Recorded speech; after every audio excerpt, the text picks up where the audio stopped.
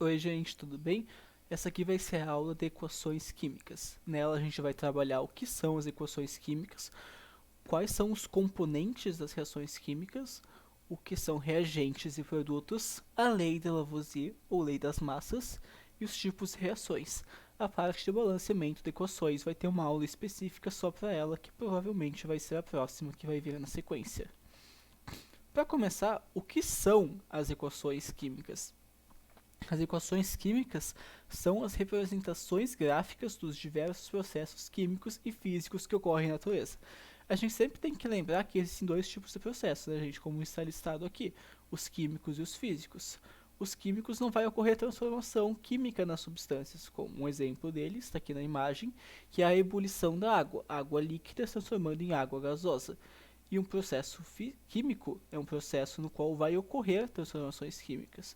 Por exemplo, aqui nós temos o alumínio reagindo com hidróxido de ferro, que nada mais é que a ferrugem, hidróxido não, óxido de ferro, resultando no óxido de alumínio e no próprio ferro que vai sair líquido, porque essa aqui é uma reação bastante exotérmica, ou seja, que libera calor. Agora nós vamos ver do que são compostas as reações químicas. Elas apresentam diversos símbolos com diferentes significados, sendo os principais. Nós vamos ter o primeiro aqui, que são os compostos ou íons que tem na reação. Eles indicam os compostos ou íons que participam do processo químico, tanto nos reagentes quanto nos produtos. Além disso, nós vamos ter os coeficientes da reação, que eles indicam a quantidade de cada composto ou íon presente naquela reação, para que ela ocorra. Nós vamos ter a representação do estado físico, ou os indicadores do estado físico, que vai mostrar em qual estado físico cada componente ou íon da reação se encontra. E a seta, que é o que produz, que indica o sentido em que ocorre a reação. Essa aqui não é o único tipo de seta, também vai ter a seta de equilíbrio, mas isso vai ficar para a aula de equilíbrio químico. Essa aqui é a principal e que a gente vai usar tanto no balanceamento de equações, quanto na parte de estequiometria, que é uma aula que vem na sequência do balanceamento de equações. Bom, nós vamos agora ver a subdivisão entre reagentes e produtos. Reagentes são as substâncias iniciais, digamos assim, que vão formar as outras quando ocorrer a reação química. Aqui nós temos um exemplo que é o AgNO3 mais o NaCl, produzindo o NaNO3 mais o AgCl. O que isso quer dizer? Que o AgNO3, que é o nitrato de prata, mais o cloreto de sódio, que é o sal de cozinha, forma o nitrato de sódio mais o cloreto de prata. Essa aqui é uma reação bem conhecida no meio acadêmico, ela é conhecida como chuva de prata. Vocês podem ver aqui por quê? Porque quando tu pinga o NaCl numa solução de AgNO3, tu vai ter essa chuva formando o AgCl, que é um composto que vai ter essa coloração de prata bem presente. A gente tem que sempre lembrar que não é porque o reagente vai formar o produto que a reação vai ocorrer por completo. Normalmente, quando a gente tem essa seta unidimensional representada aqui, e que eu mostrei para vocês, que é o que produz, quer dizer que a reação é praticamente 100% completa, mas não chega a isso. Ela é 99,999% completa. Sempre vai sobrar um pouco de reagentes. E normalmente, quando tiver a seta de equilíbrio, vai mostrar que aquela reação não tem um coeficiente do que reagiu muito alto. Isso vai ser representado lá na parte de equilíbrio químico, no qual a gente vai ver que isso é mensurado por uma constante chamada K, que é única para cada reação e vai depender das concentrações tanto dos reagentes quanto dos produtos. Bom, uma coisa muito importante na parte de equações químicas é nós conhecermos a lei de Lavoisier, que também é conhecida como lei da conservação das massas. A lei de Lavoisier normalmente é enunciada na famosa frase: na natureza, nada se cria, nada se perde, tudo se transforma.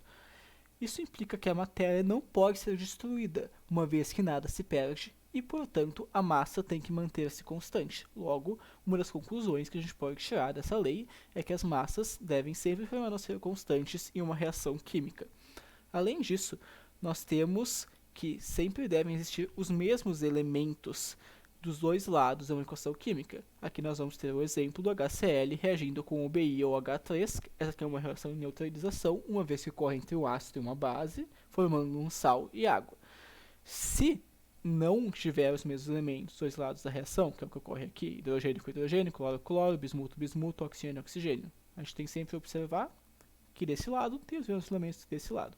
Se isso não acontecer, como eu estava dizendo, a equação ou é inválida, pois está escrita errada, ou algo do tipo, ou trata-se de uma equação que representa um processo nuclear. Mas quando isso acontecer, vai ficar bem claro. A gente vai ver que elementos mostram pra gente o que é um processo nuclear quando nós chegarmos na parte de química nuclear, que é um conteúdo terceiro do ensino médio e vai vir mais pra frente nas nossas aulas. Bom, agora vamos considerar as massas atômicas da tabela periódica. Eu gostaria que vocês tivessem a tabela periódica de vocês em mãos para poder realizar essa microatividade agora na aula.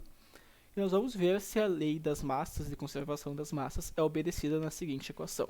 Bom, olha aqui, gente. Eu peguei uma tabelinha com as massas, caso vocês não tenham a tabela periódica. Lembrando que U quer dizer que é 1/10 de carbono 12, a unidade de U. O hidrogênio tem 1U, o oxigênio 16U, o cloro 35,5U e o bismuto 209U. O que a gente deveria pensar a princípio?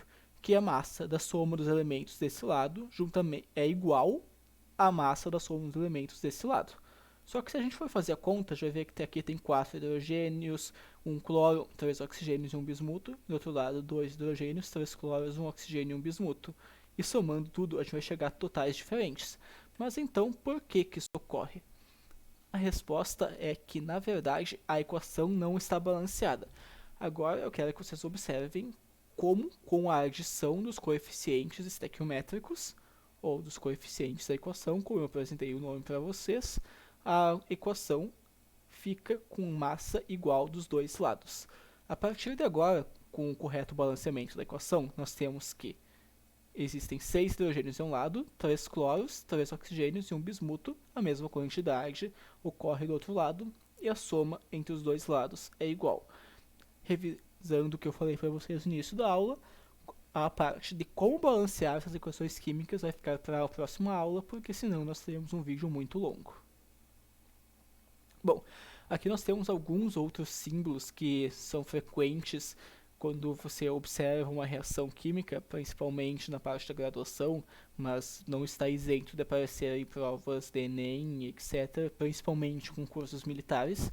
Nós temos a presença de aquecimento ou fornecimento de calor para que ocorra aquela reação. Ele é representado por esse delta minúsculo, ele normalmente fica em cima da seta do que produz e mostra o que está acontecendo. Por exemplo, C10H8 mais HNO3 produzindo C10H7NO2 mais H2O. Mesma coisa aqui, quando há presença de luz, vai ficar em cima. Esse aqui é uma outra letra grega, agora não me recordo o nome, infelizmente. E ela vai mostrar a presença de luz. Normalmente vai ocorrer uma heterólise quando acontece isso, que é isso aqui inclusive é uma reação que ocorre via heterólise, que é um conteúdo que a gente vai ver lá nas aulas de reações orgânicas no fim do terceiro do ensino médio. Outra coisa que pode acontecer é a representação do catalisador ou substância presente para que ocorra uma reação. Por exemplo, aqui não é um catalisador, mas sim substância presente para ocorrer uma reação, é quando nós queremos dissolver o NaCl formando Na e Cl- aquosos. Para que ocorra isso, a gente vai dissolvê-los em água, por isso eles ficam no estado físico aquoso. E o H2O pode ou não ficar representado acima da seta. Normalmente ele não fica, mas pode ficar. Agora nós vamos ver os tipos de equações. Bom, o primeiro tipo de equação química é conhecido como reação de síntese ou de adição. Nada mais é que uma reação que ocorre entre duas substâncias gerando uma nova substância composta. Entre duas substâncias simples gerando uma nova substância composta, geralmente. Aqui nós temos dois exemplos bem comuns, que é o carbono mais o oxigênio, o gás oxigênio, formando o dióxido de carbono, que nada mais é que queimar carvão, gente. Aqui a gente tem uma imagem disso. E aqui é a queima de enxofre com oxigênio, gerando o trióxido de enxofre, ou anidrido sulfúrico, também conhecido, que é o que acontece normalmente em erupções de vulcão, que tem uma grande concentração de enxofre e por isso há essa queima. E uma característica dessa queima, dessa reação química, é as chamas azuis, bem bonitas inclusive, e são bem famosas por ocorrer em alguns lugares do mundo. Outro tipo de reação é a reação de análise ou de decomposição, que é o contrário da reação de adição em si. É uma substância composta que é dividida em outras duas substâncias simples. Aqui nós temos dois exemplos. Esse primeiro, o NaN3 gerando N2 e Na, é o que ocorre nos airbags dos carros. Uma coisa bem comum do nosso cotidiano. Quer dizer, espero que não seja no cotidiano da maioria das pessoas, porque isso implica que você provavelmente bateu o seu carro, mas é um exemplo bem comum na nossa sociedade. E outra, ficou fora o mais e o menos aqui, desconfigurou, gente, desculpa, ele deveria estar aqui em cima. E o mais deveria estar aqui em cima, o menos deveria estar aqui embaixo. Aqui é a eletrólise não, a reação eletrolítica do NaOH se dissolvendo em água e gerando Na+, e OH-. Lembrando que nós poderíamos representar a substância presente, água, aqui em cima da seta do que produz. Outro tipo de reação, na verdade são 4 tipos, esse aqui é o penúltimo, é a reação de deslocamento, substituição e de simples troca. Normalmente aparece mais simples troca, mas principalmente em concursos militares vai aparecer como deslocamento para vocês, então fiquem atentos. Essa aqui é um pouco mais complicada, é uma reação no que, como mostra o modelo, vai ser uma substância composta de duas partes, entre aspas, na qual uma dessas partes vai ir para outra substância simples e deixar a primeira parte sozinha. Assim, ela ocorre entre uma substância simples e uma substância composta, resultando na formação de outras duas substâncias, uma simples e outra composta. Aqui nós temos dois exemplos. O Zn mais CuSO4 gerando Cu mais ZnSO4. Essa aqui é uma reação eletroquímica que eu tenho aqui a imagem para vocês, inclusive. Aqui ela está representada diferente, porque na verdade esse SO4 ele só está ali no meio para formar o sal, mas ele não é necessário se eu conseguisse botar íons apenas de Cu2+ na reação, mas isso é impossível porque não dá para isolar eles. Então, essa reação inclusive vai provavelmente sair no canal daqui a uns dias, uma representação dela em vídeo para vocês.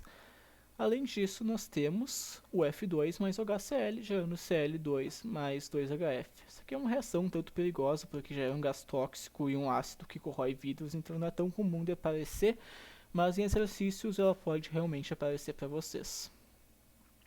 Agora, o último tipo, que é a reação de permutação, dupla troca ou dupla substituição. Do mesmo modo que a tipo de reação anterior que eu mostrei para vocês, normalmente ela é conhecida como dupla troca ou dupla substituição, mas em concursos militares pode aparecer, ou até no Enem, quem sabe, pode aparecer como uma reação de permutação. Essa aqui é a mais complicada, ela é uma simples troca, só que entre duas substâncias compostas, e por isso é chamada de dupla troca. Na verdade, a gente tem que notar que cada uma dessas letrinhas, o A, o B, o C e o D, não precisa ser um elemento, pode ser um íon composto, como aqui, ó. O B, nesse caso, vai ser o NO3, ok? Ele vai ser um íon composto, e aqui, antes que eu mostrei para vocês, é parte simples e não algo composto na reação. Bom, essa aqui é uma reação entre duas substâncias compostas que trocam entre si elementos químicos, resultando em, não tem essa vírgula, mais uma vez peço perdão para vocês, em duas novas substâncias compostas. Aqui nós temos a chuva de prata, como eu mostrei lá na diferença do que eram os reagentes e no que eram os produtos para vocês, é a mesma equação. Bom, obrigado por assistirem, qualquer dúvida é só deixar nos comentários, responderemos o mais breve possível, e muito obrigado pela sua atenção.